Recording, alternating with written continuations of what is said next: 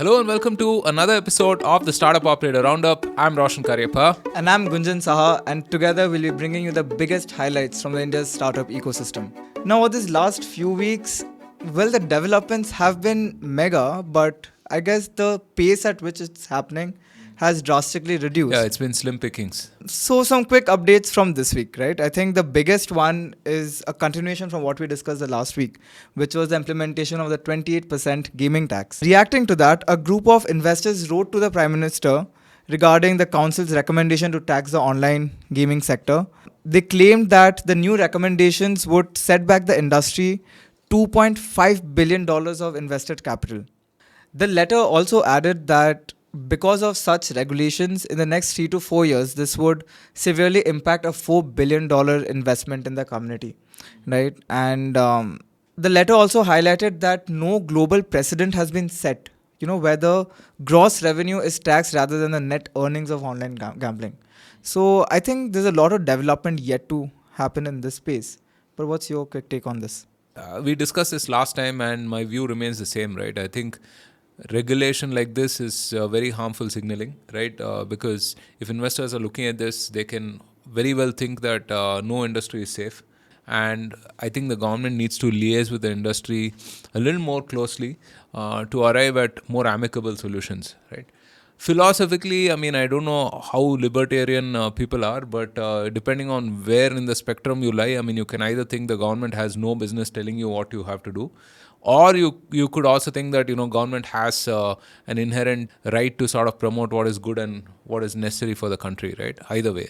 Now, your personal opinions may vary, but I just will talk about the regulatory aspect. Yeah, I mean, this is definitely going to impact the industry, right? I mean, 28% on the full value will mean that roughly, you will be left with about 60% of the kitty, right, for people to play with.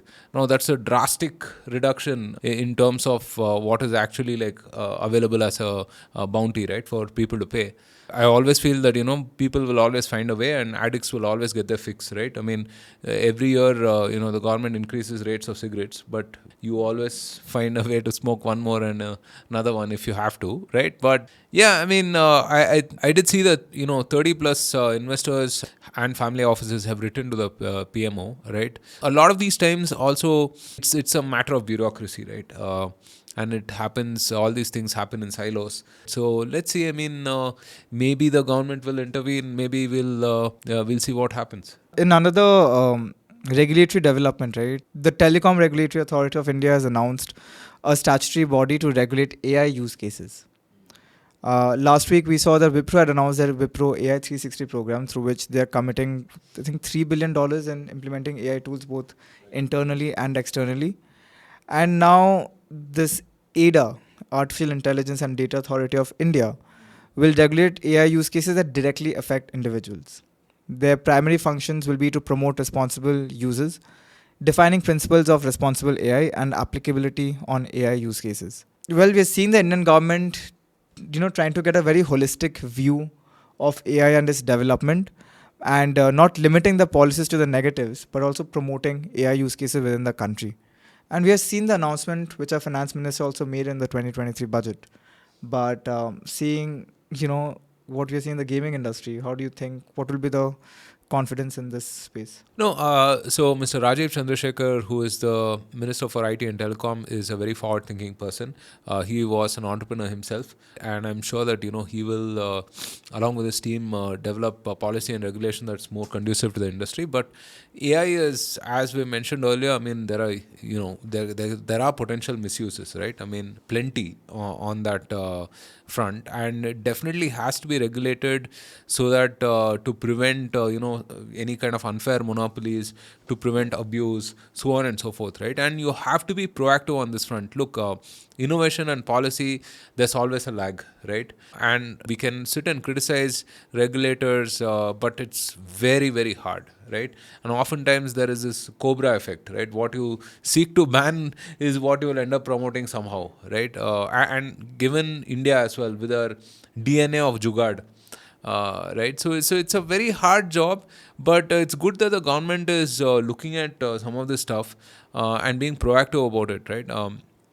right now, in terms of a precedence, I don't think the government can really look too many places for some kind of a mature precedence on this, right? Maybe, I mean, few countries in the West, but a lot of this will have to be from a first principles basis, based on what is required for our country, right, and our population. So it will be interesting, and maybe India will be the beacon of light for other emerging economies, right? So let's see.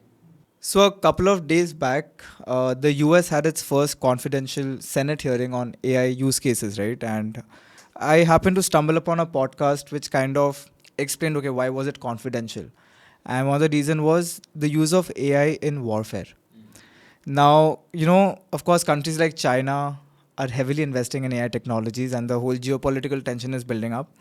Now they're predicting that in the future, wars may not even need to be fought, because if you have highly trained AI models that can simulate what a war with another country would look like and whether you'd be able to win or not, and the accuracy would be so high that people just might not decide to fight a war. Uh, I don't know what to say about this, right? I mean, but it's an interesting thread of argument. I mean, one can make the same case about nuclear weapons, right? Nuclear weapons has been the greatest force for peace in the world, right? Because nobody wants to unnecessarily scrap with another nation, which, yeah, right. So nobody wants to do that because of nuclear weapons. Similarly, I think weapons getting more and more sophisticated will mean a lot more focused action, I feel. Right, pretty soon, I think maybe in 20 years time, you won't even have humans fighting all these wars, right? It will be robots and machines and whatnot. So there are all these videos coming out of China showing all these robots doing various kind of things, right? So I think the endeavor of war is the eventual possibility, I suppose. Last week, we saw that Flipkart announced one of the largest ESOPs payout in the tech industry in the country of $700 million. And this week, we had 197 Communication, which is the parent company for PayTM, that granted 1.7 million new ESOPs to its staff. At the current share price of PayTM, which is around 851 rupees a share, the total value of this new ESOP grant comes to be around 144 crores. We had Flipkart and now PayTM. It's good that these OG startups are like doling out such handsome ESOPs. Yeah. I mean, now with the stock price correction also, I mean, it could be meaningful for sure, right? And they've done reasonably well in the markets, I think, as in when they started behaving more like a financial company than an everything, everywhere, for everyone kind of a company, they've started to do better. I mean, we spoke about how their loan book is growing, and how those machines at the merchant places and so on are generating cash and so on, right? So yeah, excellent stuff. Wishing them all the best. And PayTM folks, I mean, where we are. So yeah. So Chandra from Money Control retweeted a nice infographic of the IT results of the previous quarter from the largest tech companies in the country, which is TCS, Infosys, HCL, and Wipro. There were some similarities that were observed. All of them had a weak quarter one. They're having a bleak outlook on the future, and of course, there have been layoffs. There's a reduction in employee count and high attrition rates. What do you make of that? Yeah, see, this is being observed across the industry, that deal cycles are being stretched, right? New business is hard to come by. And the industry outlook itself remains a little bleak, right? The Infi results were out, and it was pretty much they hadn't grown too much quarter on quarter, right? And this is going to remain until the market conditions improve for a while, right? Hopefully, it's an interim period thing, and it's not like something which lasts multiple years. I don't think that this should impact jobs and everything. Well, let's hope it doesn't come to that up until now, but it might definitely impact new hires and new investments and whatnot. So yeah. Then there was another interesting tweet put out by Jim Cramer of CNBC. He writes, "Enterprise software is where the money is going." Yeah, I mean, this is like Pet Pe Lat Marna, right? Jim Cramer is famous, or rather infamous, for getting things wrong, and so much so that there's an inverse Cramer index also, right? That invests in the opposite of whatever he advises, right? Yeah, I mean, considering that we work in enterprise software, let's hope that this is an exception to the Cramer's rule, and that we have good times for some time to last at least, you know. Well, companies are definitely having a good time in the B2B space. Jason Lemkin, he tweeted that Datadog, which is a $2 billion in ARR, and let's pause for a moment for our jaws to drop. The company is still growing at 33%. Insane. It's still growing new customers by 29%. It still has 130% plus NRR, 90% plus GRR. It's cash flow positive with 19% operating margins. And that's why it's worth 18x ARR. Insane. I mean, 33% at a $2 billion is like something like $600 plus million being added every year. All of the cash, right? I mean, all of this. And 130% net retention is $1.30 just organically next year, right? See, this is why, you know, the kind of multiples on SaaS companies went through the roof in 2021 and 22, right? Because SaaS compounds and it can generate huge amount of cash, right? And with very, very healthy profit margins also. So no matter how long you think you can go on SaaS, I mean, you can go longer, I feel. Seriously. So companies that listed for $1 billion, $2 billion, even 5 or 7 billion, just watch them in 5 or 10 years time, right? Where they will be. So if you are in SaaS, I think, you know, you should definitely go long. Coming closer to home, you're following the story with Dunzo, right? The founder CEO, he's in a perpetual fundraising stint, which has been going on for quite some time. And right now, there's an article on Economic Times which says that the company is really not doing well; it's bleeding money. And this is the case across the whole quick service model, right? Your Instamarts, your Blinkits, and all, but not the case for Milk Basket, right? Which has a different operating model. And they are growing fantastically well. They have achieved profitability, I think, in the NCR region. But yeah, the quick commerce space also, what was such a hyped up sector, right now is facing the brunt. Yeah, see, I feel really bad for Dunzo. I feel like Dunzo has perhaps one of the best product teams in the country, right, along with Razorpay And the creative and so team on, as well. and a fantastic creative team as well. But I feel like it's a very hard business, right? I mean, logistics, the margins are razor thin, and when you're not able to sufficiently productize, you know, your service, it's a huge challenge. You know, it's very tough. And I mean, I just feel bad. I mean, they have a bunch of layoffs and, you know, deferred salaries and whatnot. I mean, I can't even imagine what the founder is kind of going through, right? I mean, very difficult times. Reliance had invested in them, so I hope that, you know, they're able to get maybe another interim sort of some kind of a cash infusion to, you know, tide over these times, right? But it's very tough times for sure, right?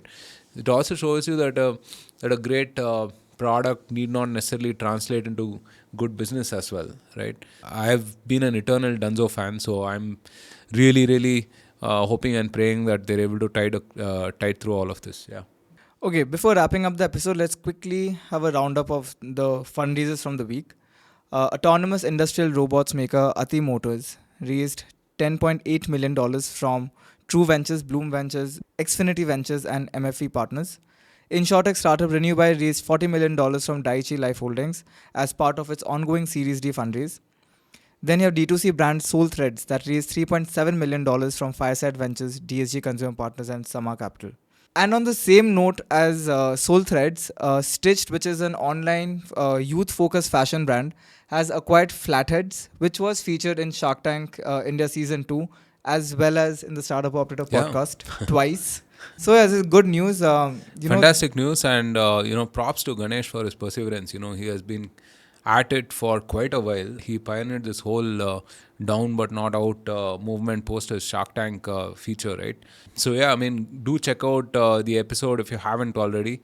It was something that a lot of founders wrote to me that they really could relate to some of this stuff, right? Because people talk about all of the happy moments, the positive optimism and everything, but there are some really dark and lonely times as well.